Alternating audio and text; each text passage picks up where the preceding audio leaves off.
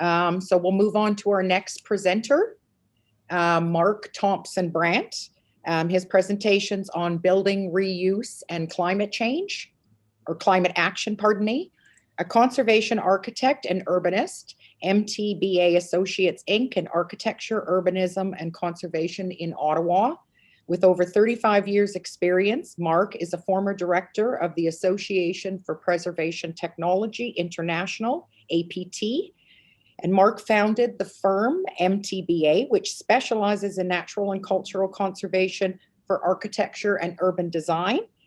And he is also co-author of the National Reference Building Resilience Practical Guidelines for the Sustainable Rehabilitation of Buildings in Canada. So a wealth of information and expertise today. So without further ado, I welcome Mark Thompson Brandt. Thank you, Cindy. I'll just share my screen. Can you hear me well enough? Yes, we can hear you.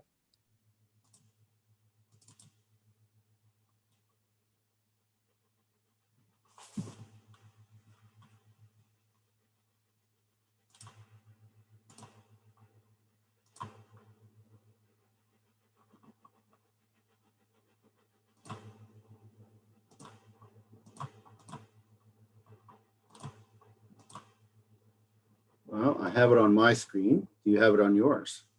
We're seeing everyone attending is seeing your screen right now, so you can go ahead.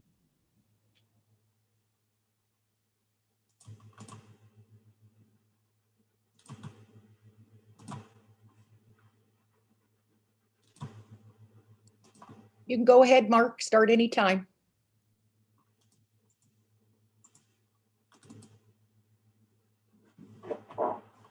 Is that showing now? Yeah, you're good to go. Okay, thank you.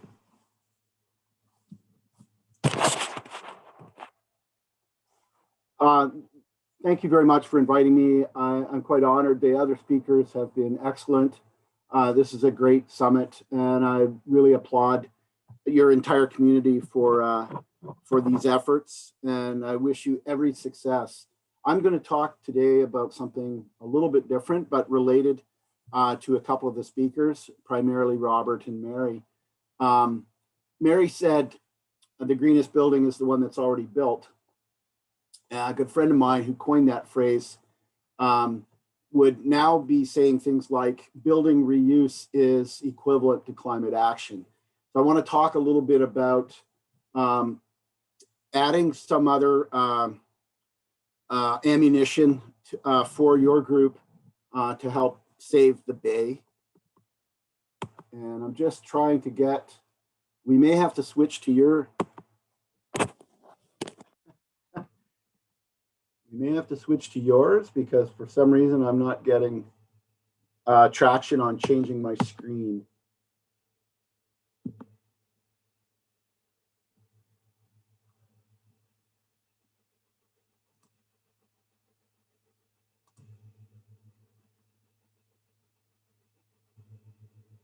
Can you still hear me at least? Yeah, we can still hear you fine, Mark. It's just the presentation picture is not moved. Yeah. The gentleman who was able to bring me in to the meeting, maybe he can restart it for me. Mr. McBean. There we go. Let's try now. Okay, there we are. I'm going to start with a broad lens, looking internationally. Canada is one of many countries that subscribes to the United Nations Sustainable Development Goals. These are the goals that we all want to strive for in order to improve our world.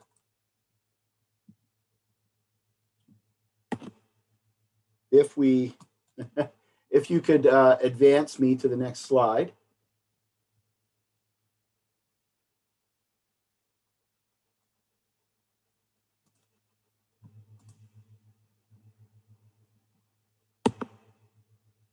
Thank you. The goal number 11, sustainable cities and communities, is what I want to talk about today, because you don't have sustainable cities and communities without sustainable buildings. Next.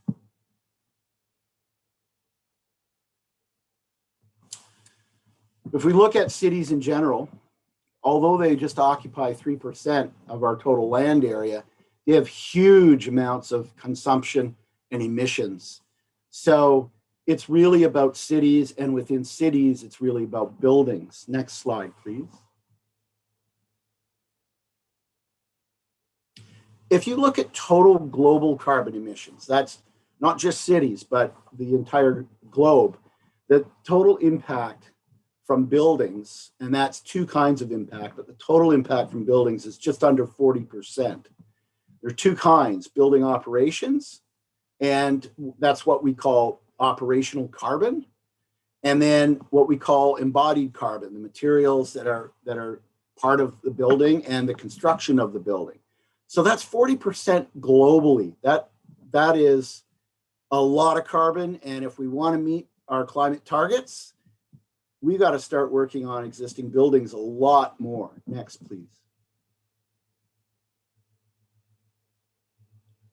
Taking a typical North American city, now we're, instead of looking globally, we're just looking at the city itself.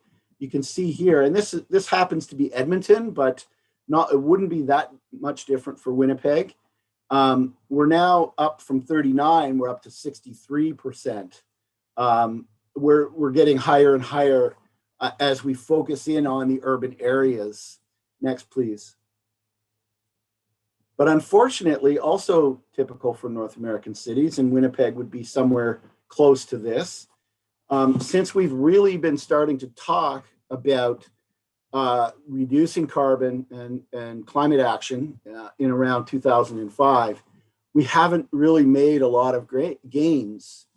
And so we really need new big efforts, big catches, low-hanging fruit and big catches in order to move forward. Next, please. And of course, as I said, buildings are everywhere throughout the city, and buildings are always changing. Buildings are being renovated, buildings are being demolished, new buildings are going in, buildings are being added to. So there's this sort of organic city that happens, and part of that organic nature is the change of buildings. But now what we really need is a sea change of that change. Next, please. So to recap, the stakes are very high. Decarbonization of our buildings is very, very urgent. The impacts are human, financial, natural, cultural. The Intergovernmental Panel on Climate Change, or the IPCC, now told us in a recent report less than 2 years ago, we have about a decade left to get this before we start to slide into the slippery slope of no return. We know that existing buildings go from about 1/3 to 2/3 of our greenhouse gas emissions. So to me, it's very obvious what our solution is. We need an extreme acceleration of deep green rehabilitation of as many existing and historic buildings as possible. This will change the tide in our fight against climate change. Next, please. And interestingly enough, the IPCC has actually been telling us this in one way or another for almost a decade. And so we've had the talk, now it's time for action. Next, please. And I like to think of principles that can apply. Most of you are well familiar with the KISS principle, short for keep it simple, stupid. But I'm now running around using a principle I call ITEBS. It's the existing buildings stupid. The irony of this is we must focus on adapting, reusing, rehabilitating, retrofitting our existing buildings if we're going to have a chance. And if you look at most cities like this one, you'll see that there's a center of a sort of mountain of buildings and then a perimeter of a kind of carpet of buildings. All of those buildings count. And in fact, the mountain and the carpet are about 50-50. So, and now if you can rapidly go through the next few slides. So in fact, we need to decarbonize our special places. We need to decarbonize our ordinary places. We need to decarbonize Main Street. We need to decarbonize your street. Next, please. Just a quick example. Here's an old house. There was a hue and a cry that because it's owned by the government, that the taxpayers are paying too much. It's too old and worn out. Let's just demolish it. We got involved in something that would add a new layer of upgrades to it. Next, please. And add another building next to it because it's clearly not able to sustain the new functions that it has to have. Next, please.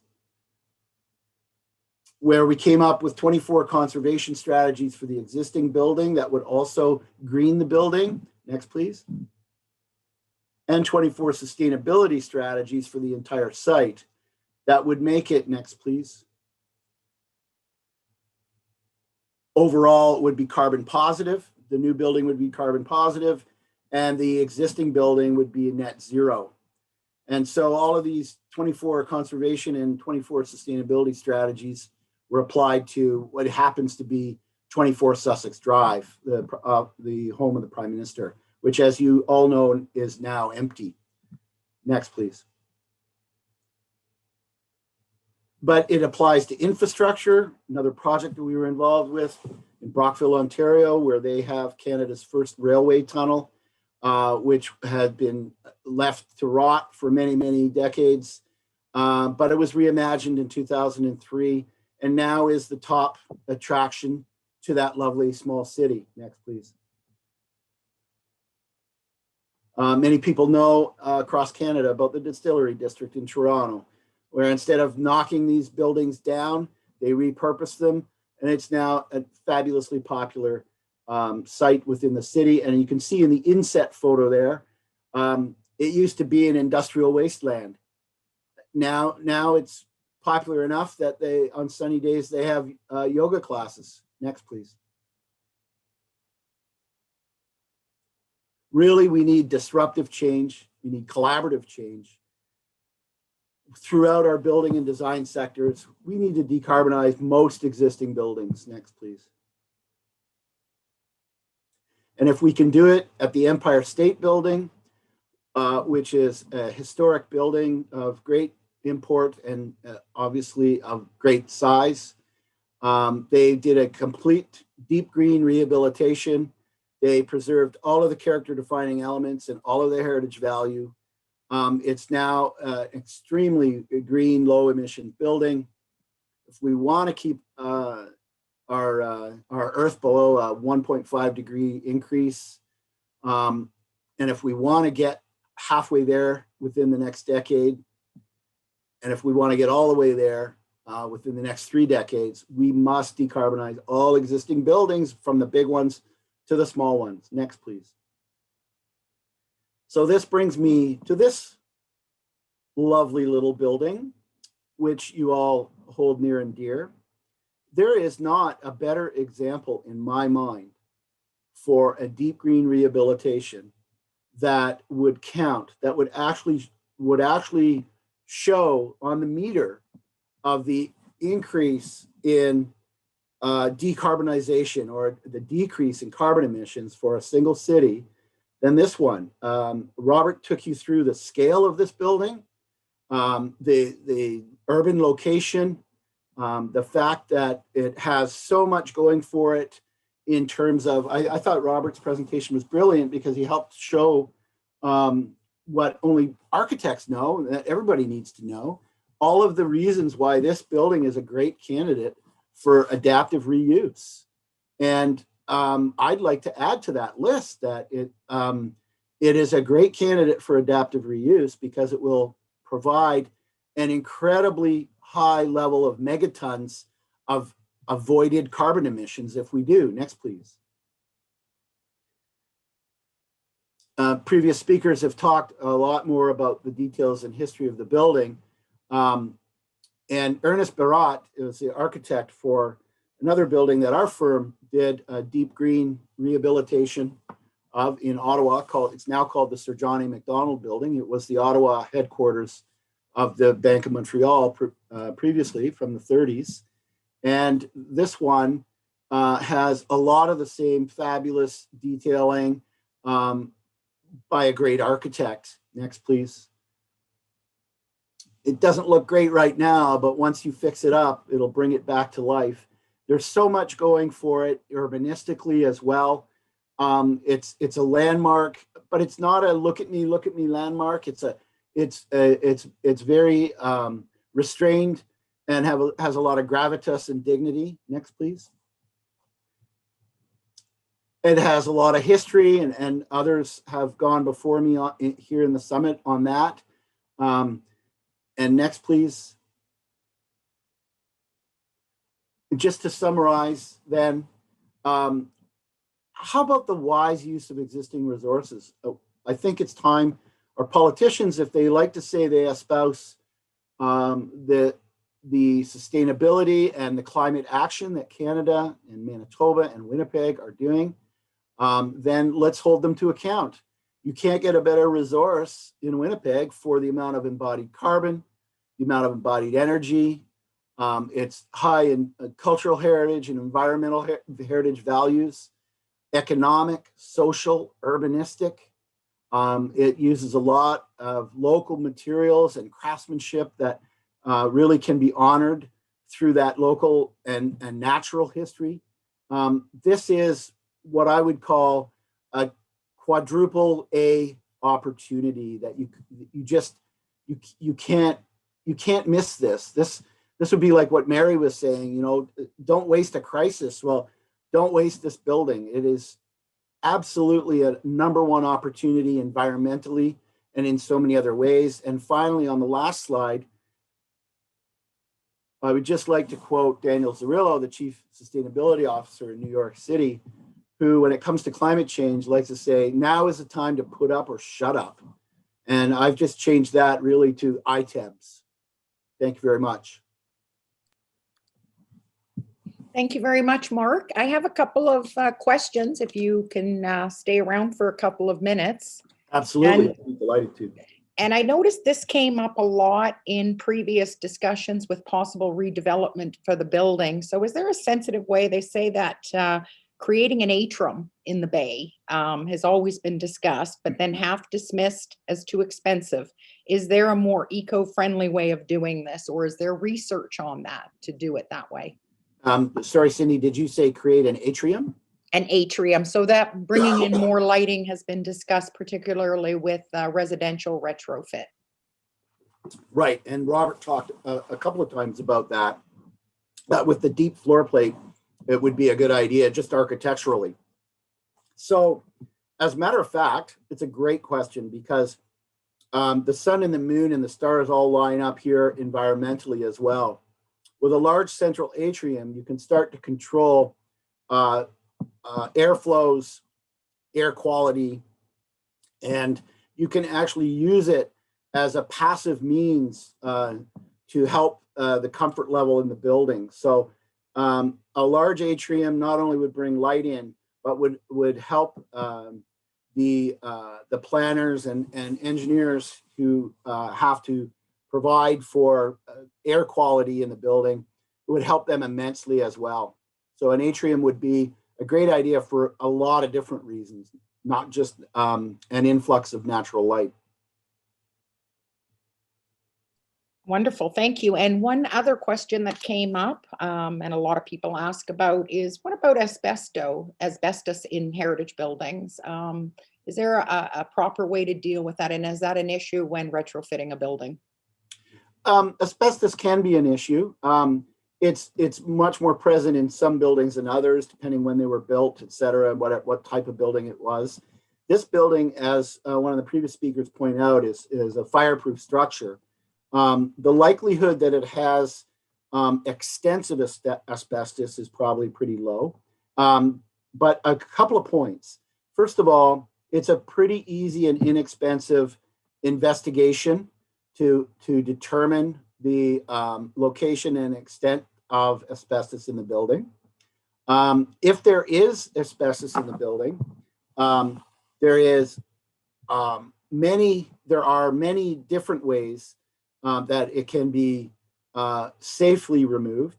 There is a whole protocol, international and national protocols that are in place to do that. And a lot of people think it's very expensive. Well, it really depends on exactly where the asbestos is embedded in the building, if there is any. And I'm saying my guess is it's probably pretty low because of the thousands of cubic yards, tens of thousands of cubic yards of concrete that went into this building. But if there is, it's not always expensive. And I'll give you one example of a place in Ottawa that was built right at the turn of the 20th century. I think it was 1890s through to around 1900. And a developer bought it and said, well, really what, the developer bought it, wanted to turn it into housing, and said, really, I'm taking a risk on this because of the asbestos, but what really does it take to do it? Anyway, he hired his own people. They followed all the rules and guidelines. They did it themselves for a fraction of the previous estimate of what it might cost. And it became the difference for profitability for the project for him. So it's definitely something that needs to be checked out, but it's definitely something that can easily be overcome as part of the overall project. That was excellent. Thank you very much. I really appreciated your presentation. It was very knowledgeable. And I think in these climate changing times, it's very important to have these kind of conversations.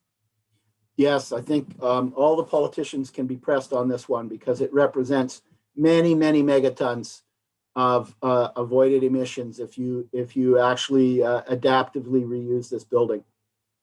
Well, very important subject. Thank you very much, Mark. It was a pleasure to have you. Thank you. A pleasure to be here.